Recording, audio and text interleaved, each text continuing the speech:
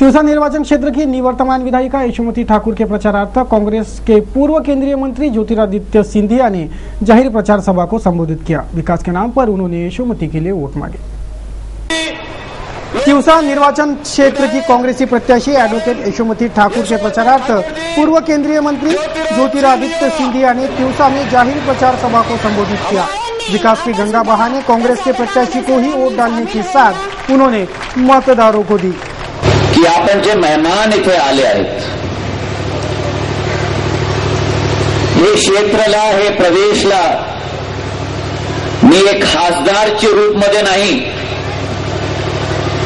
केंद्र सरकारचे पूर्व मंत्रीचे रूपमध्ये नाही, आपणच्या समोर एक मराठा माणूस उभे आहेत आणि हे मी माझ्या अभाग्य समजतो। हे भूमी तुमची भूमी आहे, हे भूमी माझी भूमी पण आहे। सिंधिया परिवारची सुरुवात झाली होती एक लहान गाव, सातारा जिल्ह्याचा एक लहान गाव होता, आज पण आहे। ते गावचं नाव आहे कनेरखेड। ते गावमध्ये माझे पूर्वज राणोजी शिंदे ते गावचे पाटील होते। माझा एक संबंध हे क्षेत्रामध्ये, हे प्रदेशमध्ये एक राजनीतिक संबंध नाही, एक झंडे आमचे वरती आहेत, लेकिन माझा संबंध तुमच्या जवळ, हे माटी जवळ एक पारिवारिक संबंध आहे, एक रक्त संबंध आहे तुमच्या जवळ आणि हे माटी जवळ। सिंधिया परिवारची सुरुवात पण महाराष्ट्रामध्ये झाली होती।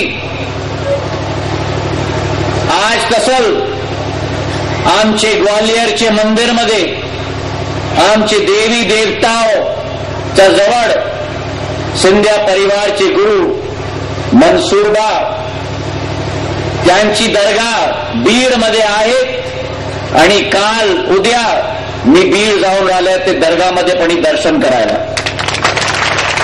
पंढरपूरमध्ये आमचे मंदिर आहेत।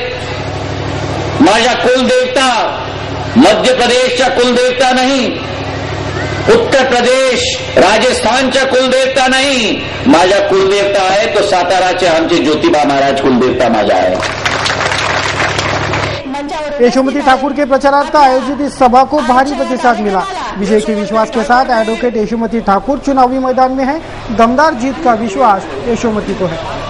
2004 मध्ये महाराज अंबाड्याला आपण आला होता, प्रभाताई त्यावेळेला होतात।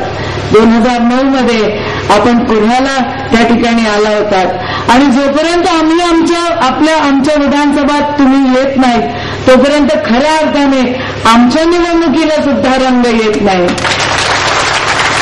तुम्ही आलात म्हणून मनापासून तुमचे या ठिकाणी आभार मानते। महाराज आणि गाडगे महाराजांचा हा परिसर, त्यांची कर्मभूमी, त्यांची जन्मभूमी, त्यांची निर्माणभूमी राहिलेला हा परिसर, या परिसरामध्ये खरं बघितलं गेलं तर थोडंसं दुर्लक्षच झालेलं होतं। या भागामधली मंडळी 10-10, 15-15 वर्ष काही लोक आमदार राहिलेली होती, पण म्हणजे आश्चर्य असं की ज्या दिवशी तिकिटा डिक्लेअर झाल्या, महाराज माझी तिकीट तर पहिल्या सूचीमध्येच डिक्लेअर झालेली होती, पण ज्या दिवशी ते म्हणतात ना राजकीय गठबंधन तुटले त्या दिवशी आश्चर्याचा धक्का लागला आणि असं वाटलं की हे राजकारण कुठेतरी आपण सोडून दिलं पाहिजे। काही धोरणच नाही। जी लोक भाजपमध्ये 10-10 वर्ष राहिली त्यांनी एका मिनिटात भाजप सोडला आणि राष्ट्रवादीत गेली। जी मंडळी राष्ट्रवादीत राहिली ती मंडळी एका मिनिटात राष्ट्रवादी सोडून शिवसेनेत गेली। आमच्या या विधानसभा क्षेत्रामध्ये सध्या फार पैशाचा पाऊस पडतोय। काही कॉन्ट्रॅक्टर मंडळी खूप मागे लागलेली आहे आणि काही मंडळी अशी म्हणायला लागली की माझ्या एका खिशामध्ये शिवसेना आहे, दुसऱ्या खिशामध्ये राष्ट्रवादी आहे, त्यांच्या हातामध्ये काहीच पडलं नाही तर ते अजून दुसरा गोंधळ घालायला लागले। ही वस्तुस्थिती मी तुम्हाला सांगते। म्हणजे मला आश्चर्य हे वाटलं की राजकारण करायचं की नाही करायचं, की या गोष्टींपासून आता दूर राहायचं। हे माझं लेकरू आता इथं तुम्हाला दिसेल। डाक विभाग अपना आरएमएस डाक सप्ताह मना रहा है। इस सप्ताह के तहत विभिन्न कार्यक्रम डाक विभाग की ओर से किए जा रहे हैं। अंग्रेजों के समय में परिचालित डाक विभाग दिनांक 9 अक्टूबर को वैश्विक डाक दिवस मना चुका। पश्चात संपूर्ण सप्ताह भर डाक व्यवस्था की जानकारी के लिए जन जागृति सप्ताह मनाया जा रहा है। त्याच्यामध्ये RMSची जी माहिती आहे, रेल्वे मेल सर्व्हिस, हा एक पोस्टाचा एक संलग्न म्हणजे एक विंग आहे। तो विंगाचा जो काम एक महत्वाचं काम म्हणजे 1804 मध्ये आमचा हा डिपार्टमेंटची स्थापना झाली। इंग्रजांच्या काळामध्ये पत्र कसे एका स्थानावरून दुसऱ्या स्थानावर कसे जायचे, तो जो त्यांनी जो हे सुरू केली, व्यवस्था सुरू केली, त्याला हरकारा एक नाव दिलं होतं। एक मोठा घोडा राहायचा, त्याच्यावरती एक हे राहायचं आणि त्याचं करत करत एका गावातून दुसऱ्या गावाला पत्र देऊन मग पोस्टल ते हे करायचं। तर मधला जो वर्क आहे RMS सॉर्टिंग करणं, हे आमचं काम 1804 मध्ये सुरू झालं। त्याच्यानंतर असंच करत करत पूर्ण 1898 मध्ये एक पोस्टल एक्टचं हे झालं की पोस्टल एक म्हणजे मोनोपॉली, पोस्टाचा कारोबार दुसरा कोणी करू शकत नाही। 1898च्या ऍक्ट मध्ये ते नमूद करण्यात आला आणि तो जवळजवळ आतापर्यंत ऍक्ट आमचा लागू आहे। आणि हे जे आमचा जो वर्क आहे रेल्वे मेल सर्व्हिसचा, की पोस्टाकडून जेवढी पत्र आहेत, पार्सल आहेत, स्पीड पोस्ट आहेत आणि नाना प्रकारचे जे डिलिव्हरी लोकांना देण्यासाठी तो आम्ही सॉर्ट करतो। त्याच्यानंतर सॉर्टिंग करून आम्ही परत ते पत्र पोस्ट ऑफिसला देतो आणि पोस्ट ऑफिस मग ते डोर टू डोर, जे आज आमच्या देशाची जी लोकसंख्या आहे म्हणजे डोर टू डोर म्हणजे इंडिव्हिज्युअल पर्यंत आमचं पत्र पोहोचतो, ही आमची एक हे आहे आणि हे इसेन्शियल सर्व्हिसेस मध्ये मोडतो। पहिले मी प्राधान्य देईन, माझ्या यशाचं प्राधान्य जे देईन मी या ऑफिसलाच देईन। त्यामुळे खूप धन्यवाद। माझ्या जीवनाच्या यशामध्ये तुमचा फार मोठा मोलाचा वाटा आहे। दुसरी गोष्ट, विद्यार्थी आज कम्प्युटर युगामध्ये मेसेज करायला समजते, त्यांना इंटरनेट वापरायला समजते, पण पोस्ट ऑफिस काय आहे, लिफाफा काय आहे, पत्र काय आहे, एन्व्हलप काय आहे, आंतरदेशीय काय आहे, तिकीट काय असते मॅडम, रेव्हेन्यू स्टॅम्प आणि तिकीटमधला फरक सुद्धा समजत नाही। तर या काळामध्ये जी माहिती तुम्ही आज दिली इथे आणि जे तुम्ही आम्हाला सांगितलं की तुमच्या सुखदुःखाशी आम्ही संबंधित आहोत, ते फारच महत्त्वाचं आणि मोलाचं कार्य तुम्ही केलं। बडनेरा विधानसभा चुनाव के प्रत्याशी रवि राणा को रिपाई ने अपना समर्थन घोषित किया है। शनिवार को एक पत्रवार्ता कर उक्त समर्थन की घोषणा राजेंद्र गवई ने की। रिपब्लिकन पार्टी ऑफ इंडिया के गवई गुट ने शनिवार को एक पत्रवार्ता में बडनेरा विधानसभा चुनाव क्षेत्र के राष्ट्रवादी समर्थित स्वाभिमानी प्रत्याशी रवि राणा को अपना समर्थन घोषित किया। मित्रता इस समर्थन का मुख्य कारण है, ऐसा बताते राजेंद्र गवई ने उक्त समर्थन की जानकारी दी। रिपब्लिकन पार्टी ऑफ इंडियाने आज माझे मित्र लहान भाऊ रवि राणा यांना पाठिंबा दिलेला आहे।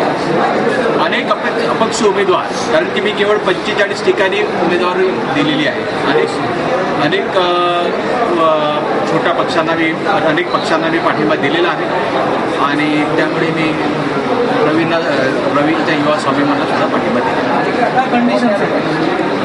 सध्या कंडिशन्स काही नाही, सध्या फक्त दोस्ती आहे, दोस्ती वाढवत आहे। योग्य वेळी दोस्तीचा जो मोबदला आहे तो मागून घ्या। कुठल्या पक्षाला आपण ऑफर केली होती, विनंती केली, त्यांना मी पाठिंबा दिलेला आहे। आवामी विकास पार्टीला दिलेला आहे, OBC NT पार्टीला दिलेला आहे, आझाद विदर्भ सेनेला दिलेला आहे, अनेक पक्ष उमेदवारांना दिलेला आहे, त्याचप्रमाणे युवा स्वाभिमानला सुद्धा दिलेला आहे। दर्यापूर तुमचं स्वतःचा मतदारसंघ आहे, त्याच्या विरोधात राष्ट्रवादी काँग्रेसचा उमेदवार आहे। दर्यापूरमधला माझा विधानसभेचा उमेदवार बळवंत वानकडे अतिशय ताकदवान आहे, तो निवडून आल्यास जमा आहे। मी त्याला निवडून आणण्यासाठी प्रयत्न करेल, तिथे मला कोणाची मदत करण्याची गरज नाही। विधायक रवि राणा ने अपने चुनावी निर्वाचन क्षेत्र से मिल रहा भारी प्रतिसाद और विभिन्न संगठनों के समर्थन मिले होने से दमदार जीत पक्की है, यह दावा उक्त पत्रवार्ता में किया। युवा स्वामी संघटनेवर उभा आहे। बडनेरा मतदारसंघाचं मागे जे चिन्ह होतं TV, त्याच चिन्हावर मी आता सुद्धा उभा आहे। मला मागे सुद्धा आघाडीचा पूर्ण पाठिंबा होता, छोट्या छोट्या पक्षाची आघाडी तयार करून त्या आघाडीवर उभा होतो।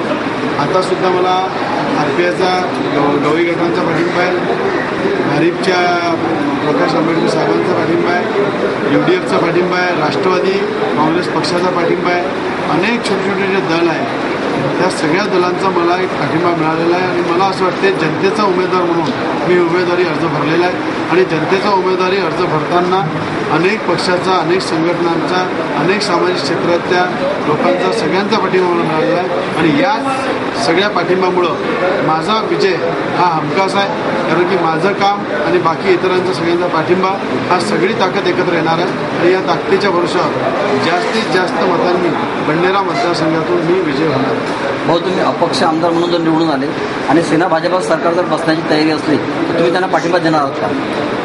मी आपल्या माहिती सांगतो,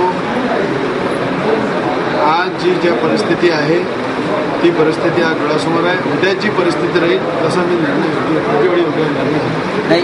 जे काँग्रेसचे उमेदवार जे आहेत त्यांच्या पत्नीने असा आरोप लावला की तुम्ही तुमच्या पत्नीने राष्ट्रवादीची उमेदवारी घेतली होती, पण तुम्ही मात्र ऐनवेळी कुठल्याही पक्षाला पाठिंबा द्यावा म्हणून तुम्ही आज अपक्ष म्हणून लढत आहात. मी सुरुवातीपासून लोकसभेपासून तर आतापर्यंत प्रत्येक क्षणी हेच बोलत आलो आहे. मी युवा स्वाभिमान संघटना माझी ही पूर्ण विदर्भामध्ये आहे. युवा स्वाभिमान संघटनेमध्येच मी आहे, मी राहणार आणि नेहमी मी युवा स्वाभिमान संघटनेच काम करीन.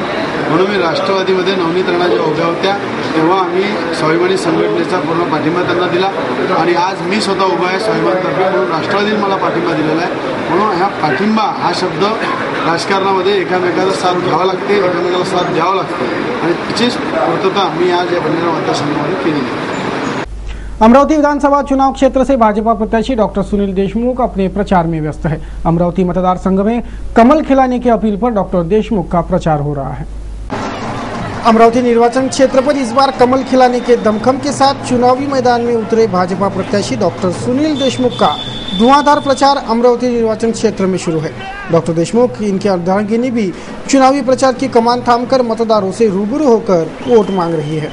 हाल ही में डॉक्टर सुनील देशमुख ने रामपुरी कैंप क्षेत्र में प्रचार पदयात्रा कर मतदारों से आशीर्वाद लिए और कमल खिलाने की अपील की.